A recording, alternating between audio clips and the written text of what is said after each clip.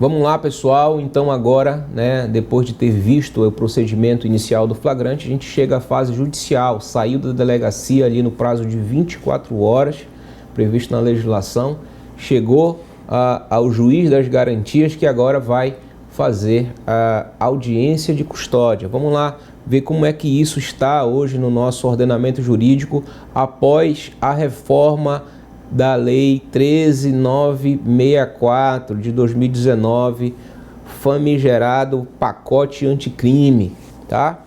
O artigo 310 ficou com a seguinte redação, vale a pena a leitura, vou pôr na tela para vocês. 310. Após receber o auto de prisão em flagrante, no prazo máximo de até 24 horas após a realização da prisão, o juiz deverá promover a audiência de custódia com a presença do acusado, seu advogado constituído ou membro da Defensoria Pública e o membro do Ministério Público. E nessa audiência, o juiz deverá fundamentadamente 1. Relaxar a prisão ilegal ou 2. Converter a prisão em flagrante em preventiva, quando presente os requisitos constantes do artigo 312 deste Código, e se revelarem inadequadas ou insuficientes as medidas cautelares diversas da prisão. 3. Conceder liberdade provisória com ou sem fiança. Parágrafo 1º.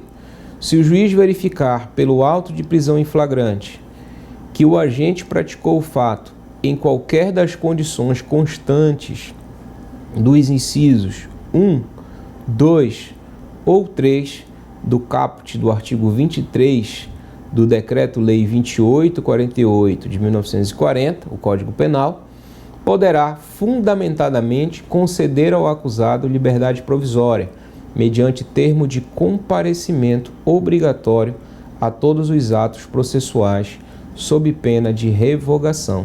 Parágrafo 2º. Se o juiz verificar que o agente é reincidente, que integra a organização criminosa armada ou milícia, ou que porta arma de fogo de uso restrito, deverá denegar a liberdade provisória com ou sem medidas cautelares. Parágrafo 3º.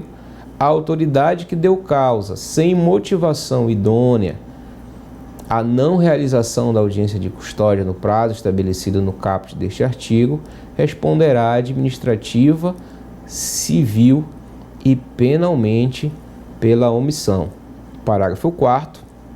Transcorridas 24 horas após o decurso do prazo estabelecido no caput deste artigo, a não realização da audiência de custódia sem motivação idônea ensejará também a ilegalidade da prisão, a ser relaxada pela autoridade competente, sem prejuízo da possibilidade de imediata decretação de prisão preventiva.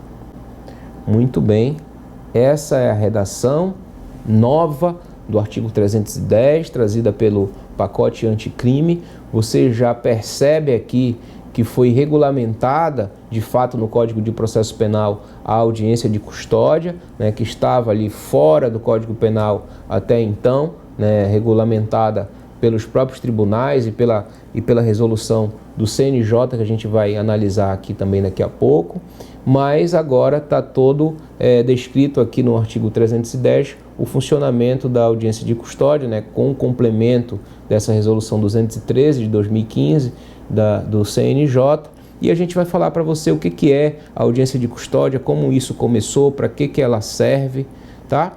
A audiência de custódia, ela tem aqui 3 objetivos. Ela está ali para garantir e avaliar a integridade do preso, a necessidade de manutenção da prisão e a legalidade daquela prisão. Então, legalidade, integridade e necessidade. Legalidade, integridade e necessidade.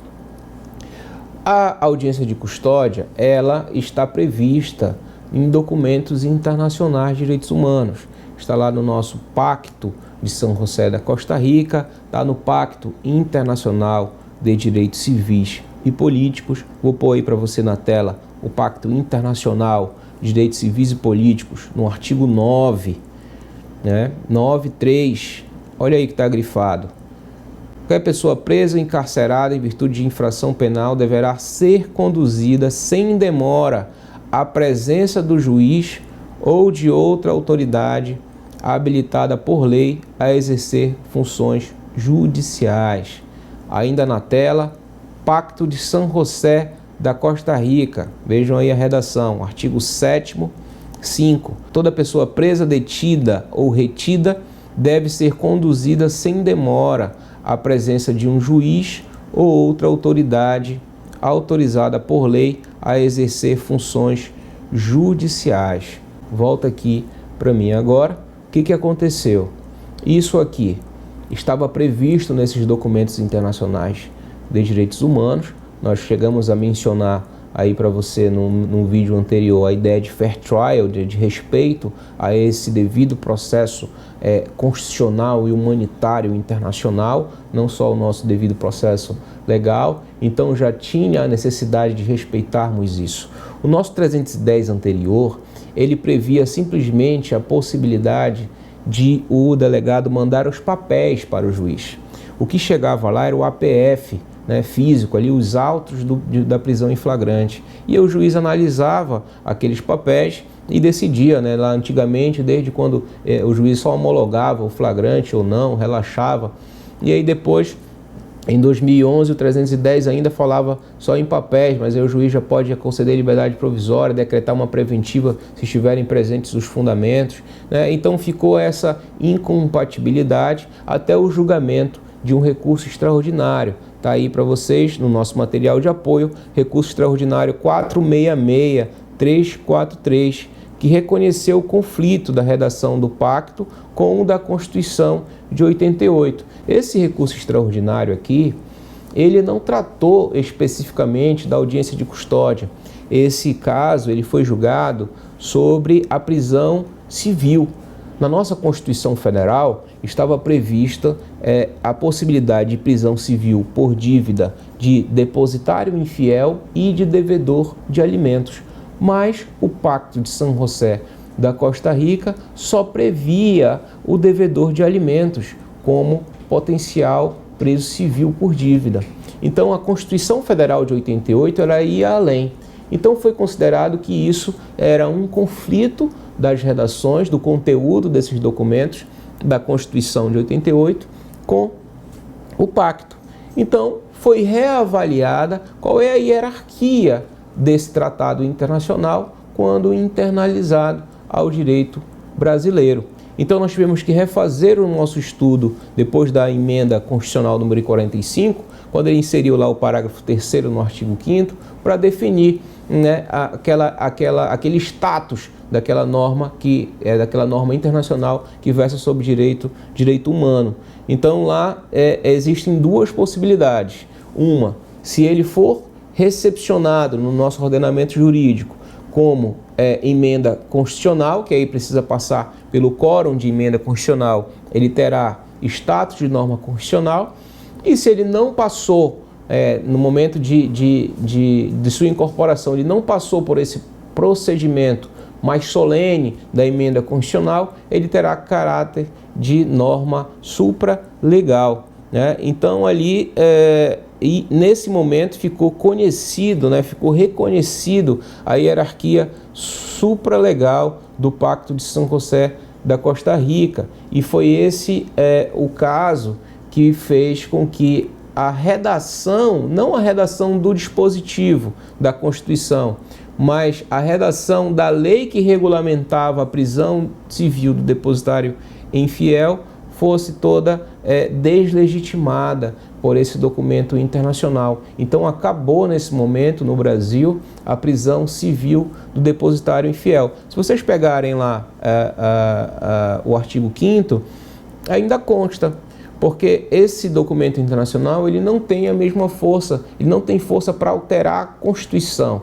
mas ele tem a força de se sobrepor a uma norma que está ali abaixo da Constituição, de uma norma infraconstitucional, né, que era o caso desses documentos ali antes da emenda constitucional número 45. Então, quando isso aconteceu, que falaram assim, olha, o Pacto de São José da Costa Rica, ele tem status, ele tem hierarquia supralegal, ele está acima da lei e abaixo da Constituição, acima da lei.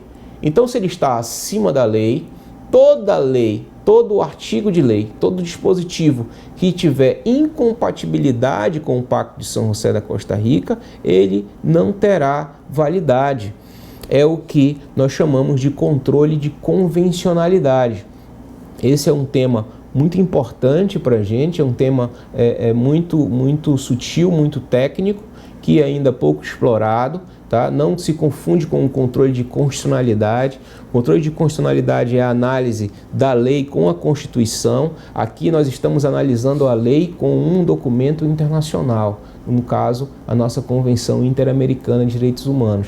Então, quando a gente faz esse controle de convencionalidade, o artigo 310 do Código de Processo Penal, que só previa a chegada dos papéis ao juiz, ele se tornou inconvencional, porque o Pacto de São José da Costa Rica, como nós vimos ali no artigo 7º, ele exigia que toda pessoa presa ou retida fosse levada sem demora à presença de uma autoridade judicial, tá? Então, quando esse 310 ele foi deslegitimado pelo Pacto de São José da Costa Rica, surgiu a necessidade de nós regulamentarmos de alguma forma a audiência de custódia no Brasil. Foi quando o CNJ, o Tribunal de Justiça de São Paulo, isso começou em São Paulo, o CNJ editou a Resolução 213 de 2015, deu prazo para que todos os estados cumprissem essa nova visão constitucional, né, essa nova leitura constitucional e humanitária de controle de convencionalidade, para instituir a ferramenta, né, a atuação na audiência de custódia com todos os seus termos. E aí começamos a atuar, né, começamos a trabalhar com a audiência de custódia no Brasil, mesmo com a redação antiga. Então agora o pacote anticrime, essa nova lei aí do pacote anticrime fez? Ela regulamentou já no 310 o que deveria estar desde o início, que é a audiência de custódia. Tranquilo?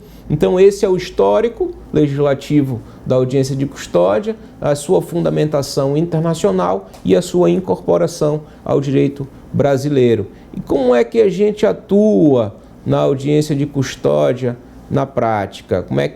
O que a gente deve fazer lá? A audiência de custódia, ela, como nós falamos, ela tem ali a sua tríplice função, né? Então o juiz ele vai ter que avaliar naquele momento ali se houve alguma ilegalidade naquele procedimento preliminar ali, desde a captura, detenção, a oitiva, né? Tem várias coisas que tornam o flagrante ilegal, coisas que não mudaram, que a gente não deu tanta ênfase aqui, porque esse nosso curso é um curso de atualização, então a gente está dando mais ênfase às principais, às mais relevantes mudanças. Então, essa ilegalidade do flagrante vai ser avaliada aqui pelo juiz e ele vai decidir já se ele relaxa ou não. O juiz precisa saber, o juiz ou a juíza precisam avaliar se aquele preso não foi submetido a nenhuma situação vexatória. Lembra aquela situação da exposição, ou agressão, ou tortura? Então é preciso que ele veja a pessoa, é preciso que ele enxergue ali como está a condição física daquele preso, para saber se ele não foi submetido a nenhum tipo de tratamento degradante. Essa é a função internacional da audiência de custódia, tá? Então, às vezes ali o preso fica sem camisa, ou tira a camisa, ou já está sem camisa, pode virar de costa, ver a pessoa, perguntar, ele vai ser entrevistado. E essa é a palavra correta, ele não vai ser interrogado. porque aquele momento ali não tem nada a ver com o fato, e daqui a pouco tem uma situação sobre isso que a gente vai conversar. Mas até em tese, a audiência de custódia é para ver se ele ali está bem, né? Ele vai ser entrevistado sobre essa situação, explica para ele o que é a audiência de custódia. Se vocês pegarem ali a resolução, vocês vão encontrar tudo que o juiz precisa fazer na atuação inicial, né, de entrevista, até dizer o que significa aquele momento, né, para o preso, para que ele saiba quais são os seus direitos, inclusive, como nós já falamos, o direito de permanecer calado, tá? Então, avaliando a legalidade, a integridade do preso, depois vai ser avaliada a necessidade de manutenção daquela prisão ou não, tá? Então, antes de adentrar a sala de audiência de custódia, é preciso que seja garantido ao advogado o direito de entrevista reservada com o seu cliente, ou a Defensoria Pública ou o advogado. Essa entrevista, vou dar ênfase nisso, ela precisa ser reservada, tá? Reservada significa sem a presença de ninguém. É comum acontecer, eu já tive problemas pessoais nesse sentido, o policial insistir em ficar dentro da sala reservada.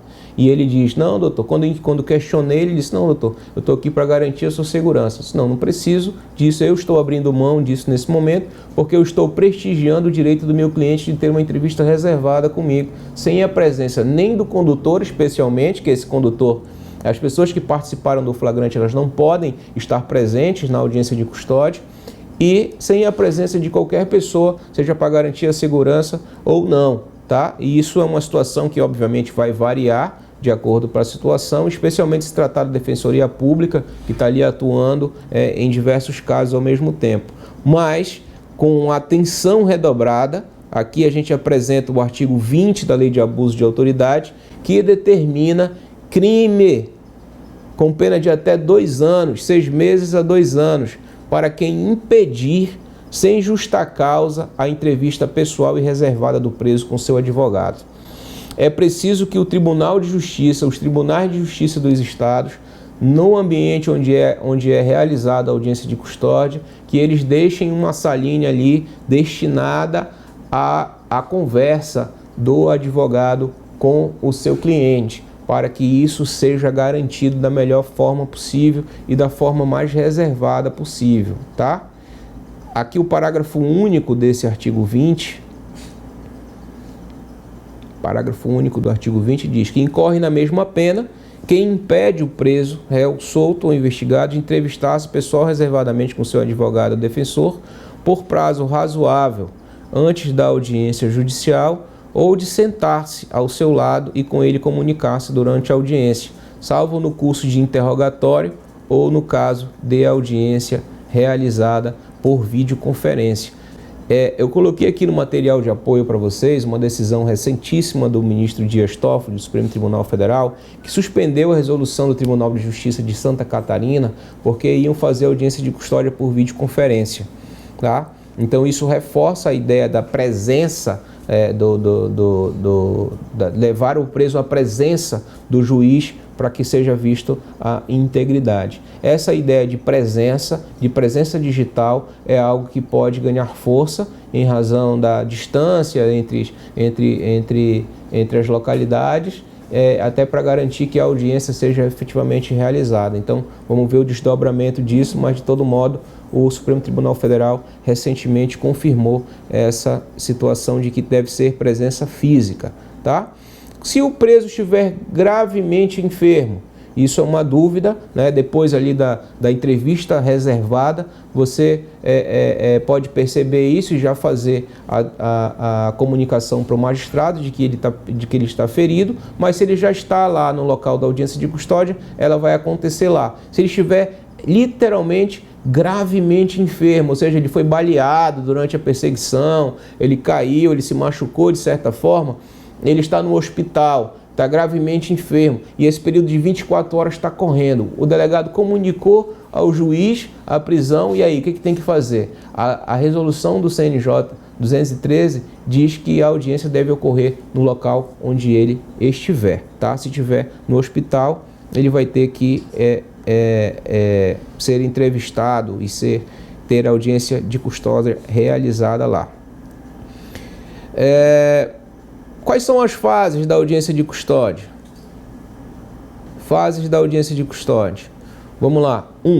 Primeiro, vai ter a entrevista com o juiz, né? Aquele primeiro contato ali do preso com o juiz. Depois, o juiz vai passar a palavra para o Ministério Público fazer as perguntas. Depois, ele passa a palavra para a defesa fazer as perguntas. Depois, volta a palavra para o Ministério Público apresentar os seus requerimentos. E depois passa para a defesa fazer a sua sustentação oral, né? Ou rebatendo aquele requerimento feito pelo Ministério Público, ou confirmando, caso o Ministério Público tenha visto ali a desnecessidade da manutenção da prisão. E logo em seguida passa para a última fase, que é a fase onde vai ser dada a decisão. Atenção! Essa sustentação oral da defesa, esse requerimento do Ministério Público e essa decisão do magistrado devem estar devidamente fundamentadas em todos aqueles fundamentos, pressupostos que nós vimos lá nos nossos primeiros encontros, nos nossos primeiros vídeos. Então é preciso que você resgate isso, que você monte um roteiro, porque principalmente as autoridades, elas podem ser responsabilizadas pela falta de fundamentação. E quando o advogado ali está presente na audiência de custódia e ele vir que o promotor de justiça, promotora de justiça, fez um requerimento ali sem trazer as fundamentações corretas, sem falar ali das teorias dos degraus, sem falar da homogeneidade, sem falar do teste de proporcionalidade, então isso tudo ali você já vai estar ciente, né? Porque você aqui fez o curso, fez esse investimento, e você vai estar muito mais seguro para na sua sustentação oral, você trazer todos esses argumentos e falar assim: senhor promotor, senhora promotora, a senhora deixou de mencionar aqui critérios importantes que refutam absolutamente isso que foi dito e que a desnecessidade está comprovada da seguinte forma: você tem que mostrar conhecimento, você tem que falar o que está acontecendo para que o seu pedido seja deferido. E o magistrado, obviamente, ligado nessas duas pontas, deve trazer a melhor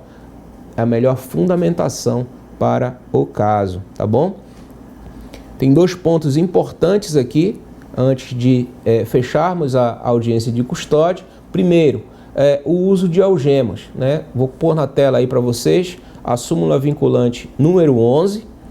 Súmula vinculante número 11 na tela. Só é lícito o uso de algemas em caso de resistência e de fundado receio de fuga ou de perigo à integridade física própria ou alheia por parte do preso ou de terceiros, justificada a excepcionalidade por escrito, sob pena de responsabilidade disciplinar, civil, penal do agente ou da autoridade e nulidade da prisão ou do ato processual a que se refere, sem prejuízo da responsabilidade civil do Estado.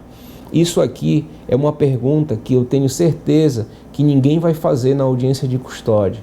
Você vai perguntar, você defesa, você defensor público, você advogado, você vai perguntar se durante a captura, aquele primeiro contato ali com a autoridade policial, se ele foi algemado, se ele chegou algemado na delegacia.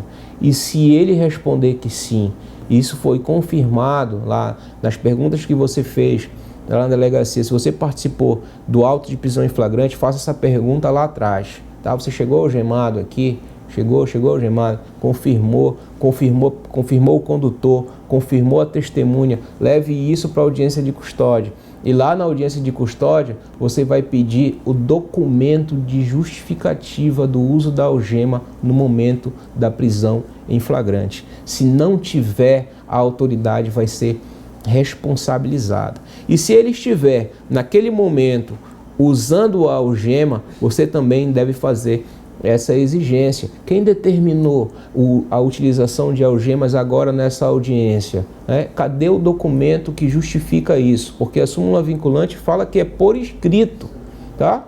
é por escrito. Então, se é por escrito, tem que ter algo nos autos do auto de prisão em flagrante ou daquela situação ali. Óbvio que se tiver uma justificativa, a pessoa for realmente perigosa, representar perigo para ela, para outros, para a audiência, deverá ser utilizada a algema sem que isso prejudique a legalidade da prisão. Mas, se foi utilizada ilegalmente, o juiz pode relaxar a prisão. Agora aqui, para todos, a seguinte ressalva: o magistrado pode relaxar a prisão e em seguida decretar a prisão preventiva. Superada então essa questão das algemas, nós temos um ponto importante que é a análise de mérito na audiência de custódia. Muito polêmico isso, tá? Porque a própria resolução do 213 de 2015, ela veda a análise de mérito. Então ela diz que a audiência ela deve versar só sobre a legalidade, sobre a integridade, sobre a necessidade da manutenção da prisão. Então ali você tem que ficar atento para isso, em duas situações. Primeiro, porque você pode ter uma estratégia de querer entrar no mérito. E eu vou falar uma coisa para vocês, eu não lembro da última audiência de custódia que eu fiz que todos não tenham entrado no mérito. Então isso está acontecendo. É uma realidade de quem faz a audiência de custódia, tanto o juiz quanto o promotor, a promotora entram no mérito e acaba acontecendo isso. Se você permitir ou não, aí vai depender da estratégia que você vai estar adotando na sua audiência. Lembrando que está vedado ali pelo 213. Vou falar para você aqui a situação, uma situação hipotética. O magistrado, no momento da entrevista, ele diz assim: diz aí para mim, então, como é que aconteceu? Quais foram as circunstâncias da sua prisão? Aí ele diz: não, eu estava lá no bar, estava jogando uma sinuca ali, aconteceu a briga, eu puxei a faca para a pessoa e tentei furar ela, aconteceu assim, me seguraram, mas eu fui para me defender e tudo. Ele já acabou contando tudo o que aconteceu. Ele não falou de a hora que a polícia chegou. E aí, se o magistrado, a pessoa ali, o juiz responsável, a juíza responsável pela condução da audiência de custódia, fizerem qualquer pergunta sobre essa questão do fato, tipo, mas que horas foi que isso aconteceu? Isso é uma pergunta de mérito. Quem mais estava? Quem viu? Então, essas perguntas até sobre a personalidade da pessoa ali pode ser uma questão que pode extrapolar da competência legal do que espera-se de uma audiência de custódia. E aí vamos esperar ali a pergunta da promotora. O que a promotora vai dizer? O que a promotora vai perguntar? Se ela perguntar ali também sobre mérito, você vai sempre avaliar, e aqui uma dica para a defesa, avaliar se aquilo ali é bom ou não, porque pode ser ruim entrar no mérito naquela situação. Então, se for ruim, você vai ter que interferir naquele desrespeito à resolução 213 e impedir que sigam as perguntas de mérito. Mas, tirando a questão estratégica da prática da atuação na audiência de custódia, eu gostaria de revelar a vocês um sentimento pessoal, uma tese pessoal, de que deve ser permitido a análise de mérito na audiência de custódia em situações excepcionais, pelo seguinte fator. Eu já atuei num processo, em alguns, nesse sentido, que era necessário que todos entrassem no mérito, porque veio a capitulação equivocada da audiência, da delegacia, veio errada. Uma veio errada mesmo, a outra foi interpretação do delegado. Então eu vou contar para vocês essa aí do delegado. Foi um acidente de trânsito, movido por embriaguez ao volante, que causou homicídio da vítima. Nesse caso, o delegado colocou ali na capitulação legal homicídio doloso qualificado. Homicídio doloso qualificado é um crime hediondo, é um crime com pena que vai muito além do que vai a pena do crime culposo. A fiança vai ser diferente, todo o tratamento penal vai ser diferente, e aquela capitulação levou isso para a audiência de custódia. Então veja bem, até o valor da fiança, se a pena é inferior a 4 anos ou acima de 4 anos, o salário mínimo ali a fiança de 1 a 10 salários mínimos ou até de 100 salários mínimos para cima, isso tudo vai variar na definição da capitulação legal. Porque se falar assim, veio errado, tudo bem, mas nós não podemos entrar no mérito, mas foi um erro de capitulação legal. Então a gente precisa corrigir isso para poder fazer com que as medidas cautelares que seriam cabíveis para esse crime mais grave não são para o crime que realmente aconteceu. Então, se é um homicídio culposo, se é um estelionato culposo, nem cabe uma prisão preventiva. Nem cabe por falta de requisitos, por falta de tipicidade processual. Então, isso tudo pode ser levado, pode ser apresentado, ao meu ver, na audiência de custódia, para que haja essa mudança na capitulação e para que o tratamento dado para essa medida cautelar, essa liberdade provisória ou esse relaxamento sejam feitos com base no crime que realmente ou que pelo menos legalmente deveria ser tipificado ou deveria ser imputado. Então, a gente encerra aqui a audiência de custódia, só lembrando aqui com a previsão da legislação que nada impede que, mesmo na ausência da audiência de custódia, o juiz decrete ali uma medida cautelar. Então, se a lei autoriza que ele decrete uma medida cautelar, é óbvio que ele pode, sem audiência de custódia, conceder a liberdade provisória, tá? Isso está aqui no artigo 24, no parágrafo 4º do artigo 310, parágrafo 4º do artigo 310, e isso pode realmente acontecer. Agora, lembrem-se, quem deu causa à não realização da audiência de custódia responderá pela lei de crime de abuso de autoridade. Então a gente fecha as principais alterações da audiência de custódia e encerra mais esse bloco do nosso curso prático sobre prisões e medidas cautelares. O próximo tema será prisão temporária. Até daqui a pouco.